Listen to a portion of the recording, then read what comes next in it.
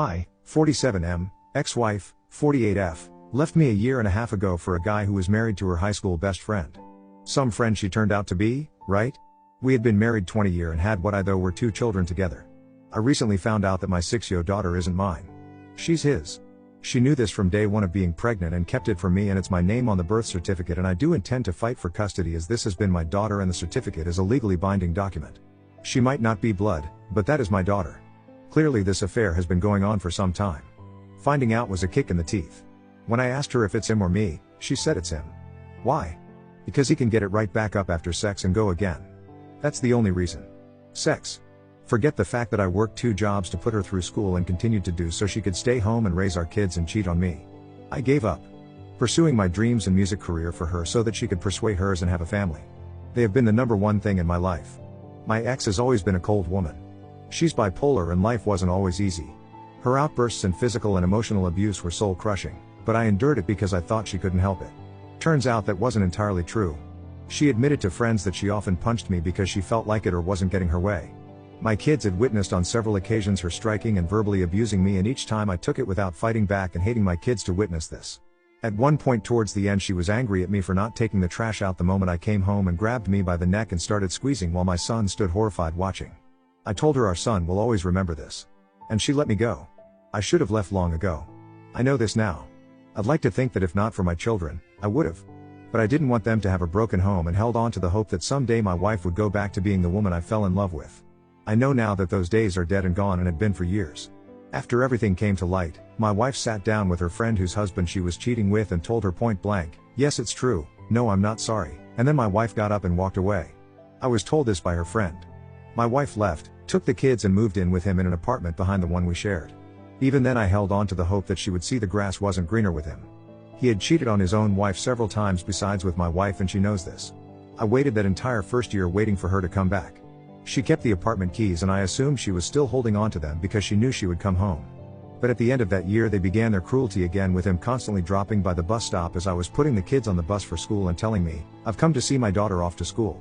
"Not your daughter, mine."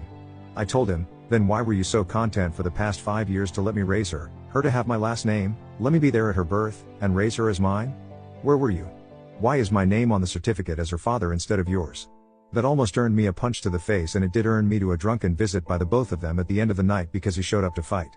My ex then decided to make everything public, going on Facebook and bragging about her new boyfriend. Our friends were shocked and reached out to me and his wife about it. I made sure to grab all the screenshots I could. She doesn't seem to care about the hole she's dug for herself with our upcoming divorce. Then again, why should she? I already got her with a paternity test. At the end, I became self-destructive. I kept wondering what could I've done differently or better. She blamed me for not being around for her, but if I wasn't working 2 jobs, how could we've survived? I didn't clean when I got home because I was too tired, and she's screaming at me about trash when our kids have colored on all the walls, tore down blinds, put holes in the wall under her watch, but the not taking out the trash after working 16 hours was the problem. The worst part was that I wanted my family back so badly, I was believing it was my fault. It took a while to see the truth of it all. All that changed with my brother. He was determined to get me to play in his band, and even though I declined, he insisted that I meet the other members and decide then. That changed everything for me. I still declined. But I struck up a friendship with them and ended up casually dating a friend that the rhythm guitarist introduced me to. I quickly fell in love with this woman, 45, and it was a relief to be in a loving relationship with someone that wasn't a 24/7 screaming match that usually ended with me getting hit. Now throughout this time, as I've stated, my ex still had the keys to our apartment. She would occasionally let herself in and drop off stuff for the kids. The first time she let herself in and my new girlfriend was there did not go well. She called me that night asking me who she was and why was she in our apartment. I enjoyed telling my ex that my GF was none of her business. She moved on and left me and was living with someone else. The last few months my ex has become erratic over my new GF and has even begun to stalk her. My ex had sent my GF a Facebook friend request and demanded my GF to accept it. When my GF refused, my ex called me screaming that I need to tell her to accept it because she needs to see the kind of person my GF is that I'm having our kids around. My GF grabbed the phone from me and told her that she does not need to add her as a friend. Anything involving communication about the kids can be done through Messenger or through phone calls. That my ex does not and will not have access to our private life, friends, and family because she is not part of my girlfriend's personal life. This didn't set well with my ex. My girlfriend showed me the sudden burst of friend requests she got from people that had my ex as a friend. My ex then started letting herself into my place every weekend and when I wasn't home at work to snoop around. I was on the phone with my girlfriend who was staying with me while I was at work to hear my ex walk in and my GF ask her if there was something she needed. My ex claimed she wanted to see how much milk I had in my fridge for when the kids came over. My GF told her we had it handled and my ex left. When I got home I demanded the apartment key since she's not living there. She then took my son's keys and made copies for herself. When my lease was up, my girlfriend asked me to move in with her so that we could distance ourselves from my ex. My ex did everything she could to hinder this. Calling the police and telling them I was leaving with her belongings, and when asked what was hers, she couldn't name anything in my place that was left that was hers. Now we get the kids every other weekend and I was told by my children that they are not allowed to talk about what they did with me because she doesn't want to hear it. That didn't last long. Now she pumps my kids for all the information she can get. I'm sure it's jealousy. We live on the beach. My GF is very well off, and when we get the kids we take a short walk to the boardwalk to ride rides, let them play on the beach, or visit the aquarium. If they return home with prizes my ex throws them away. Now the issue with my ex was the last few times she dropped off my kids. I noticed she now dresses and looks very similar to my GF. She dyed her hair and cut it to match her. Whatever we do with the kids, my ex runs out the following week and tries to do the same thing with them.